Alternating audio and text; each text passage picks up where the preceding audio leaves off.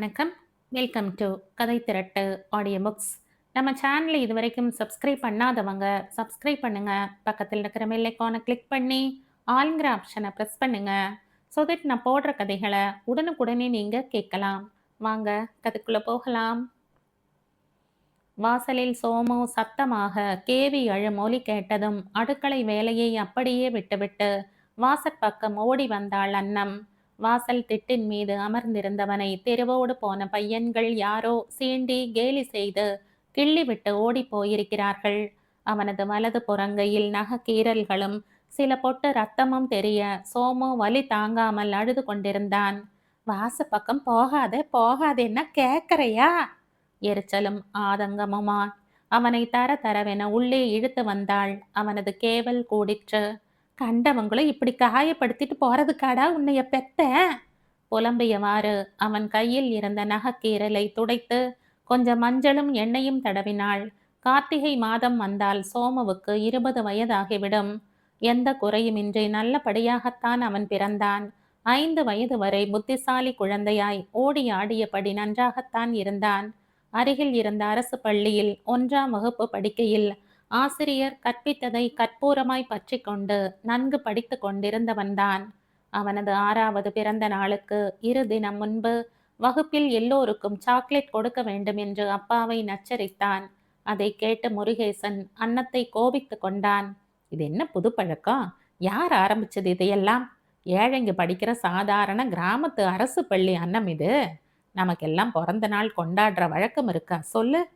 நம்ம பிறந்த நாள் என்னைக்குன்னு கூட தெரியாம நாம வாழறோம். அப்புறம் எதுக்கு இதெல்லாம்? இதையெல்லாம் நீ தான் அவனுக்கு சொல்லி வச்சிருப்ப. அதான் புள்ளையும் கேக்குது. வேணும்னா ஸ்கூல் விட்டு வந்ததும் அவனுக்கு மட்டும் நீ கொஞ்சம் கருப்பட்டி உருண்டை ஏதாச்சும் செஞ்சு கொடுத்துடு. தெரியாதனமா நான் தான் அவங்கிட்ட நாளைக்கு மறுநாள் உனக்கு பிறந்த நாள்னு சொல்லிட்டேன்யா. போன மாசம் பஞ்சாயத்து தலைவர் வீட்டு பையன் தனக்கு பிறந்த நாள்னு எல்லாருக்கும் சாக்லேட் கொடுத்தானா. நானும் அந்த மாதிரி எல்லாருக்கும் சாக்லேட் கொடுக்கவான்னு கேட்டான். 50 பைசா சாக்லேட் தானே கொடுக்க போறோம். புள்ள ஆசைப்படுது. இந்த ஒரு முறை வாங்கி கொடுத்துடேன். முருகேசன் யோசித்தான். 50 பைசா சாக்லேட் வாங்க வேண்டும் என்றால் கூட குறைந்தது 30 ரூபாயாவது தேவைப்படும். ஒரு நாள் கூலியே மிஞ்சி போனால் 100 தான் கிடைக்கும். அதற்கு மேல் கொடுக்க கான்ட்ராக்டருக்கு மனசு வராது. ஆனால் 200 ரூபாய் கொடுத்ததாக கையெழுத்து வாங்கிக் கொள்வான். அவனை பகைத்து கொண்டால் அந்த வேலையும் கிடைக்காது. பட்டினிதான் கிடக்க வேண்டும். முருகேசன் யோசித்தான். மகனின் விருப்பத்தை நிறைவேற்ற விரும்பியவன் அன்றிரவு கான்ட்ராக்டரை பார்த்து பேசினான். என்ன வேலை வேணும்னாலும் செய்யற. நாளைக்கு மட்டும் கூடுதலா கூலி கிடைக்கிறாப்ல ஏதாச்சும் வேலை கொடுத்தா உதவியா இருக்கும். பணம் கொஞ்சம் தேவைப்படுது. அப்படின்னா அது 2 நாள் வேலைய ஒரே நாள்ல கூட செய்யறேன். அதாவது டபுள் கூலி வேணுங்கிற. மனசு வையா. அவர் யோசித்தார். தனக்கும் டபுள் கமிஷன் கிடைக்கும் தான். சரி, நான் சொல்ற ஊருக்கு போறியா? போறையா. விலாசம் தர்றேன். நாளைக்கு காலையில பஸ்ல கிளம்பு. நான் சொல்ற ஆளைப்பாரு. கட்டட வேலை நடக்கிற இடத்துல உனக்கு ஏத்த வேலை தருவாங்க. அங்க ஆள் குறையுது. அதான் உன்னை அனுப்புறேன். அவங்க சொல்ற வேலையெல்லாம் நேரம் பார்க்காம செய்யி. தினக்கூலி அதிகமா கிடைக்கும். ரொம்ப நன்றிங்கய்யா. அவன் கும்பிட்டு விட்டு வேகமாய் வீட்டுக்கு வந்தான். அன்னத்திடம் விஷயம் சொன்னான். மறுநாள் காலையே கிளம்பினான். மதியத்திற்கு சாப்பிட ஏதேனும் கட்டித்தர சொன்னான். பஸ்ஸுக்கு காசு வச்சிருக்கையா? ஏன் இல்லாட்டி நீ தர்றையா? இல்லைன்னா சொல்லு தர்றேன். அவள் சிரித்தாள். அப்பா, நானும் பஸ்ல வர்றேன். சோமு அப்பாவின் முழங்காலை கட்டி கொண்டான். நான் வேலைக்கு போறேங்கண்ணு. உனக்கு ஸ்கூல் இருக்குல்ல, இன்னொரு நாள் பஸ்ல கூட்டிட்டு போறேன். மாட்டேன், எனக்கு பஸ்ல போகணும். சோமு கை கால் உதறி அழத் தொடங்கினான். அட கூட்டிட்டு தான் போயேன், புள்ள அழுவதில்ல. ஸ்கூல் இருக்கேடி. ஆமா, பெரிய கலெக்டருக்கு படிக்கிறான் பாரு. ஒன்னாம்ப்பு தானே. 2 பேத்துக்கும் சேர்த்து சோறு கட்டுறேன். அவனையும் கூட்டிட்டு கிளம்பு. இந்த பாரு சோமு, அப்பாவை தொந்தரவு செய்யாம நல்ல புள்ளையா ஒரு ஓரமா குந்திக்கிட்டு விளையாடணும், புரியுதா? அன்னம் அவர்களை அனுப்பிவிட்டு தன்னுடைய தூக்கு பாத்திரத்தை எடுத்துக்கொண்டு அறுப்பு வேலைக்கு கிளம்பினாள். மதியம் ஒரு மரத்தடியில் கம்மஞ்சோற்றை உண்டபின் 10 நிமிடம் ஓய்வெடுத்து கொண்டு மீண்டும் கதிர் அறுக்க எழுந்து சென்ற அன்னத்தை யாரோ சத்தம் போட்டு அழைப்பது கேட்டது. அன்னம் திரும்பினாள். இந்த அண்ணா உன்னைய கான்ட்ராக்டரு வர சொன்னாரா? என்னன்னு போய் கேளு. இப்ப என்னாத்துக்கு கூப்பிடுறாரு? 10 நிமிஷம் உக்காந்தா கூட பொறுக்காதே அந்த ஆளுக்கு. அன்னம் முணுமுணுத்தபடி நடந்தாள். கான்ட்ராக்டர் மருது அவளை கண்டதும் எழுந்து வந்தான். இந்தா அண்ணா, ஒரு தகவல் வந்துச்சு. முருகேசனுக்கு ஏதோ உடம்பு சரியில்லாம போய் பக்கத்துல இருக்கிற ஆஸ்பத்திரியில சேர்த்திருக்காங்களாம். ஐயையோ! இப்ப நான் என்ன செய்வேன்? அன்னம் பதறினாள். வண்டியில ஏறு புள்ள. நான் போற வழியில தான் ஆஸ்பத்திரி. உன்னை அங்க இறக்கி விட்டுட்டு போறேன். மருது தன் ஸ்கூட்டரை கிளப்ப அன்னம் அழுது கொண்டே ஏறி அமர்ந்தாள். 3/4 மணி ஆயிற்று ஆஸ்பத்திரியை அடைய. உள்ளார போய் விசாரிச்சுக்கிறையா? செத்த உள்ள வந்து நீயே விசாரிச்சுட்டு போய. எனக்கு வேற ஒரு முக்கியமான வேலை இருக்குது அண்ணா. பயப்படாம போ, ஒன்னையும் இருக்காது. மருது வண்டியை கிளப்பி கொண்டு போய்விட்டான். அன்னம் உடல் நடுங்க உள்ளே போனாள். முருகேசன் பெயர் சொல்லி பலரிடமும் விசாரித்தாள். ஏமா முருகேசனா? தோ அப்படி பின்பக்கமா நடந்து போனாக்கா ஒரு இடம் வரும், அங்க போய் கேளு. யாரோ பதில் சொன்னார்கள். அன்னம் அந்த ஆள் சொன்ன வழியில் நடந்தாள். அங்கே நிறைய பேர் நின்றிருந்தார்கள். அந்த இடத்தின் மேலே ஏதோ பெயர் எழுதியிருந்தது. அவளுக்கு எழுத படிக்க தெரியாது. என் புருஷன் முருகேசனுக்கு உடம்பு சரியில்லைன்னு இங்க இருக்கிறதா கேள்விப்பட்டு ஓடி அந்தஞ்சாமி. அவரை பார்க்கணுமுங்க. அங்கே ஒரு ஊழியரிடம் விசாரித்தாள். தோ அந்த கடைசி அறையில டாக்டர் இருப்பாருமா, அவரை போய் பாரு. அவள் அந்த அறை நோக்கி ஓடினாள். முருகேசன் பொஞ்சாதீங்க. உள்ள வாங்கம்மா. விஷயம் சொன்னாங்களா உங்ககிட்ட? அந்த பெண் டாக்டர் கேட்டாள். உடம்பு சரியில்லைன்னு சொன்னாங்க. அப்படியா சொன்னாங்க? ஆமாமுங்க. உங்களை பதட்டப்படுத்த கூடாதுன்னு அப்படி சொல்லி இருப்பாங்க. வேலை செய்த இடத்துல உங்க புருஷனுக்கு நெஞ்சு வலி வந்து கீழே விழுந்திருக்காரு. கூட இருந்தவங்க அவரை இங்க கொண்டுட்டு வர வழியிலேயே இறந்து போயிருக்காரு. தோ அங்க பிணவரையில இருக்குது உடம்பு. உங்க கூட யாராவது வந்திருக்காங்களா? டாக்டர் முடிப்பதற்குள் அதிர்ச்சியில் மயங்கி சாய்ந்திருந்தாள் அன்னம். உடனடியாக அவளுக்கு முதல் உதவி செய்து மயக்கம் தெளிவித்தார் டாக்டர். ஐயையோ போயிட்டியே என் ராசா. என் மாமா எங்கன்னு தெரியலையே. இவரோட தானே அவனையும் அனுப்புனேன். அன்னம் பெரும் குரல் எடுத்து கதறினாள். யாரோ ஒரு ஆயா அவளை பிணவறைக்கு அழைத்து சென்றாள். நாய் படாத பாடுபட்டுத்தான் பிணத்தை வாங்க முடிந்தது. அதை எடுத்து செல்ல ஆம்புலன்ஸ் கிடைக்கவில்லை. தள்ளு வண்டி ஏதாச்சும் ஏற்பாடு செய்யவா? மருதுவின் குரல் கேட்க அன்னம் திரும்பினாள். அவனை தீயால் சுடுவது போல பார்த்தாள். பாவி, இந்த ஆள் போட்டான்னு உனக்கு முன்னமே தெரியும் தானே? உடம்பு சரியில்லாம ஆஸ்பத்திரியில கிடக்கான்னு பொய் சொல்லிதானே என்னை இட்டாந்து விட்ட. உண்மையை சொல்லியிருந்தா நீ அங்கேயே மயங்கி விழுந்திருப்ப புள்ள. சரி சரி, ஆக வேண்டியதை பாரு. என் புள்ள எங்கன்னு தெரியலையே. சோமுதானே இருக்கான். எங்க? இத பாரு அண்ணா, உன் நேரம் சரியில்லை. கட்டுமான சாமான்களை மேலே இருக்கிற தளங்களுக்கு ஏத்துறதுக்காக பெரிய சதுர பலகையில 4 பக்கமும் கயிறு கட்டி தூக்குவாங்க. உன் பிள்ளை யாரும் அறியாம அந்த பலகையில ஏறி இருக்கான். முதல் மாடிக்கு அந்த நகரும் போது பயந்து அழுது இறங்க பார்த்திருக்கான். ஆளுங்க ஓடி போய் பலகையை கீழே இறக்கறதுக்குள்ள நில தவறி கீழே விழுந்ததுல மண்டையில் அடிபட்டு அவனும் இந்த ஆஸ்பத்திரியில தான் இருக்கான். உயிருக்கு ஆபத்தில்ல, மண்டையில கட்டு போட்டிருக்காங்க. வண்டி கிடைச்சதும் நீ பிணத்தை ஏத்திக்கிட்டு கிளம்பு. ஊர்ல விஷயம் சொல்லி வச்சிருக்க. எல்லாரும் எல்லா ஏற்பாடும் செய்து உனக்கு உதவறக்கு காத்திருக்காங்க. சோமுவை நான் என் வண்டியில கூட்டிட்டு வரேன். மருது தள்ளு வண்டி ஏற்பாடு செய்ய வெளியில் சென்றான். என்னைய இப்படி சோதிக்கிறையே மாரியாத்தா, நான் என்ன தப்பு செஞ்சேன்? அன்னம் துடித்தாள். முருகேசனை புதைத்த இடத்தில் புல் முளைத்திருந்தது. உயிருக்கு ஆபத்தில்லை என்றாலும் சோமு அதன் பிறகு பழையபடி இருக்கவில்லை. அதிகம் பேசவில்லை. 1-2 வார்த்தை பேசினாலும் பேச்சு குழறியது. நடை தள்ளாடியது. அன்னம் டவுன் ஆஸ்பத்திரிக்கெல்லாம் அழைத்து சென்று காட்டினாள். அவர்கள் ஏதேதோ பரிசோதனைகள் செய்ய வேண்டுமென்றார்கள். செலவு நிறைய ஆகும் போல் இருந்தது. முருகேசனும் இல்லை, கையில் காசும் இல்லை என்ற சூழலில் அவள் உழைத்தால்தான் 2 வேளை கஞ்சியாவது குடிக்க முடியும். கஷ்டத்தை கொடுத்த தெய்வம் அதை தீர்ப்பதற்கு எந்த வழியும் காட்டாத கையறு நிலையில் விடவும், பிள்ளை இப்படியே இருந்துவிட்டு போகட்டும் என்று பிழைப்பை பார்க்க முடிவெடுத்தாள். பள்ளிக்கு அனுப்பினாள். 4 பேரை பார்த்து சரியாகி விடுவான் என்று அவனை மீண்டும் பள்ளிக்கு அனுப்பினாள். ஆனால் மூளை மந்தமாகிவிட்ட நிலையில் பள்ளியில் பலராலும் கேலிக்கும் துன்புறுத்தலுக்கும் அவன் ஆளாகவும் அவனது படிப்பை நிறுத்தினாள். அவனை தனியே வீட்டில் விட்டுவிட்டு செல்ல முடியாத சூழலில் தன்னோடு வேலைக்கு அழைத்து சென்று எங்கேனும் மர நிழலில் உட்கார வைத்துவிட்டு அவனை கண்காணித்தபடியே வேலை செய்தாள். அந்த சம்பவத்தில் அவனுக்கு என்னதான் ஆனதென்று அறிய முடியாமல் அப்படியே விட்டு விட்டதாலோ என்னமோ சோமு புத்தியாலும் உடலாலும் அதிகம் வளரவில்லை. எப்போதும் ஒரு அசட்டு சிரிப்போடு அமர்ந்திருப்பான். குழந்தை நடப்பதைப் போல தடுமாறி நடப்பான். அவள் உண்ணக் கொடுப்பதை சாப்பிடுவான். மலம் கழிக்க வேண்டுமென்றால் முனகுவான். போட்டிருக்கும் அரை டிராயரிலேயே சில நேரம் சிறுநீர் கழித்து விடுவான். அவனிடமிருந்து எழும் சத்தங்களின் பொருள் புரிந்து அவள் அவனுக்கு வேண்டியதை கவனித்து செய்வாள். அவன் வயதையொத்தவர்கள் யாரேனும் அருகில் வந்து அவனை கேலி செய்தாலும் சிரித்து கொண்டிருப்பான்.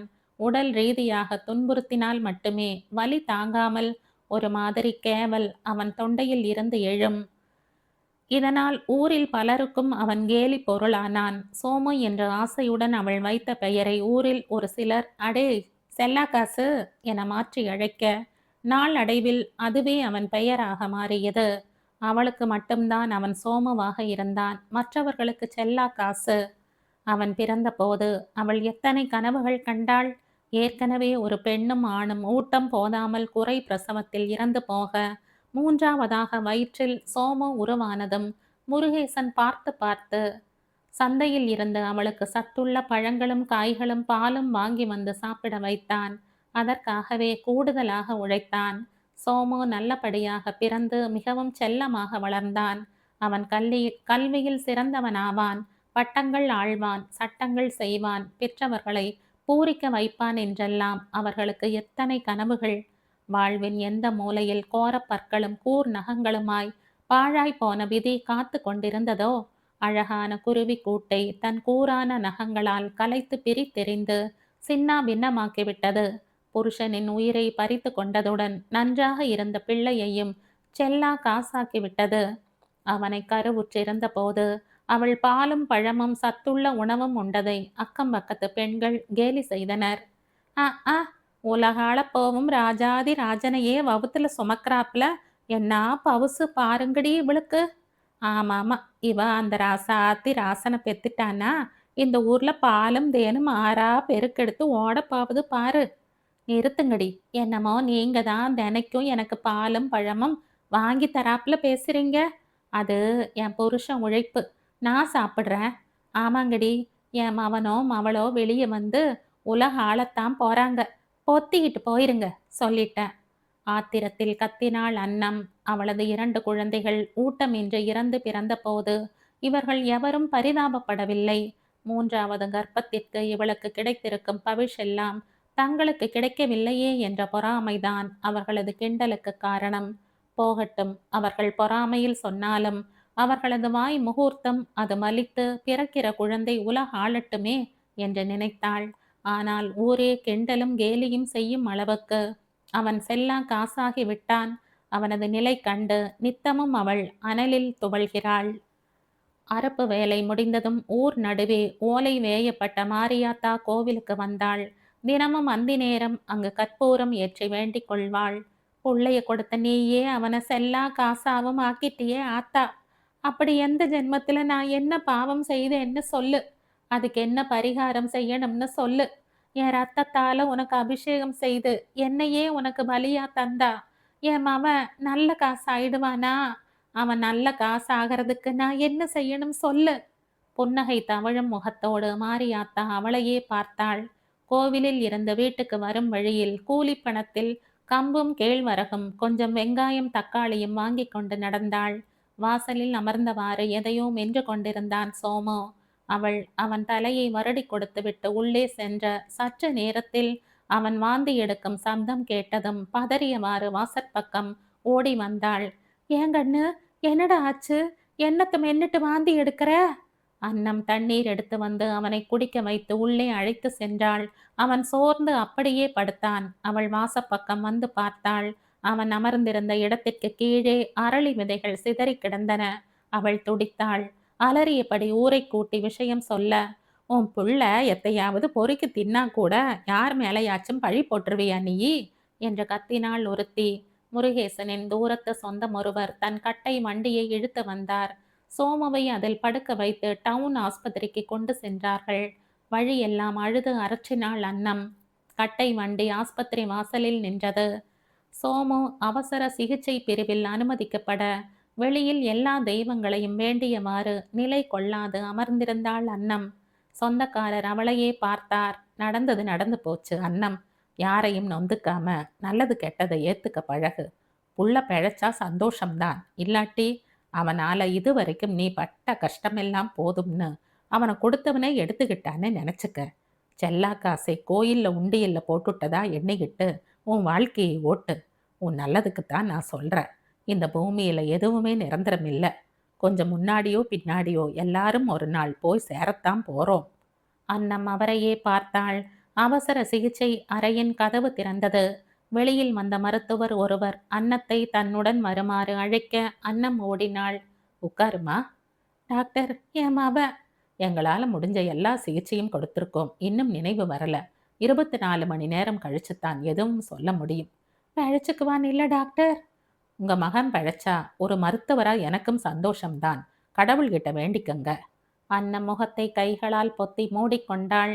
புள்ளைய வேறொரு பெரிய ஆஸ்பத்திரிக்கு கூட்டிட்டு போய் சேர்த்தா பிழைக்க வாய்ப்பு இருக்கலாம். இது சின்ன மருத்துவமனை. இங்க வசதிகள் குறைவு. நான் வேணா ஆம்புலன்ஸுக்கு ஏற்பாடு செய்யறேன். கையில பணம் வச்சிருக்கீங்களா? நான் தினக்கூலிக்கு உழைக்கிறவ டாக்டர். 2 வேளை கஞ்சிக்கே கஷ்டப்படுறவ. புருஷனும் இல்ல. நான் சொல்ல வேண்டியது சொன்னேன். காசு இல்லாதவங்களுக்கு கடவுள் தான் துணை. புள்ளைக்காக வேண்டிக்கங்க. அன்னம் வெளியில் வந்தாள். நள்ளிரவு உறக்கம் வராமல் அன்னம் வெளியில் அமர்ந்திருக்க உள்ளே பதற்றமான குரல்கள் கேட்டன.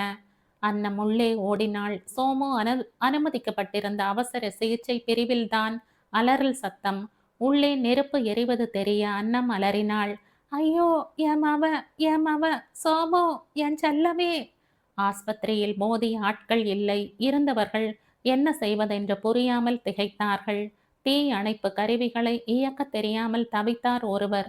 தீ வெகு வேகமாக பரவ முடிந்தவரை நோயாளிகளை எப்படியோ வெளியில் அழைத்து வந்தார்கள். சோமு நினைவின்றி கிடந்தான். அவனை தூக்கி வருவதற்குள் நெருப்பு வேகமாக பரவ ஊழியர்கள் பயந்து வெளியேறினார்கள். அன்னம் பெரும் குரல் எடுத்து அலறியவாறு அழுதாள். சோமு கருகி போனான். நிறைய விசாரணைகள் நடந்தன. யார் யாரோ அதிகாரிகள் வந்தார்கள். பல்வேறு கட்சிகளையும் சார்ந்த கரை வேட்டிகள் வந்தார்கள். ஆள் ஆளுக்கு அரசை தாக்கி பேசினார்கள். ஆஸ்பத்திரி டாக்டர் ஒருவர் இது மின் கசிவினால் ஏற்பட்டுவிட்ட விபத்து என்றார். பலரும் அன்னத்திற்கு ஆறுதல் கூறினார்கள். உங்களுக்கு உரிய நிவாரணம் பெற்று தரும் வரை ஓய மாட்டோம் என்றார்கள். எதுவுமே காதில் விழாமல் அன்னம் கல்லாக நின்றாள். புருஷனும் இல்லை, மகனும் இல்லை. இனி யாருக்காக உழைக்க வேண்டும், வாழ வேண்டும்? உண்டு உறங்க வேண்டும். சோமுவின் உடல் பிரேத பரிசோதனைக்கு எடுத்து செல்லப்பட்டது. அமைச்சர் ஒருவர் வந்தார். அன்னத்தின் கையில் காசோலை ஒன்றை கொடுத்தார். இனியும் உங்களுக்கு வேண்டிய உதவிகளை அரசு செய்யும் என்றவர் கேமராக்களை பார்த்து ஏதோ பேசிவிட்டு கிளம்பினார். அத்தனை செய்திகளிலும் சோமு நிறைந்திருந்தான். 1-2 தினங்களில் எல்லாம் முடிந்து சோமு மண்ணுக்கு உரமானான். யார் யாரோ வீட்டுக்கு வந்தார்கள். போட்டி போட்டுக்கொண்டு அவளிடம் பணமாகவும் காசோலைகளாகவும் கொடுத்தார்கள். அன்னம் மரக்கட்டை மாதிரி கிடந்தாள். உன் புள்ள உனக்கு எத்தனை லட்சம் தந்துட்டு போயிருக்கான்னு பார். மனசை தேத்திக்கிட்டு எந்திரிச்சு ஆக வேண்டிய வேலையை பாரு அண்ணா. ஊர் பெண்மணி ஒருத்தி சொன்னாள். அவற்றை வெறித்து பார்த்த அன்னத்துக்கு எல்லாமே செல்லா காசுகளாக தெரிந்தன.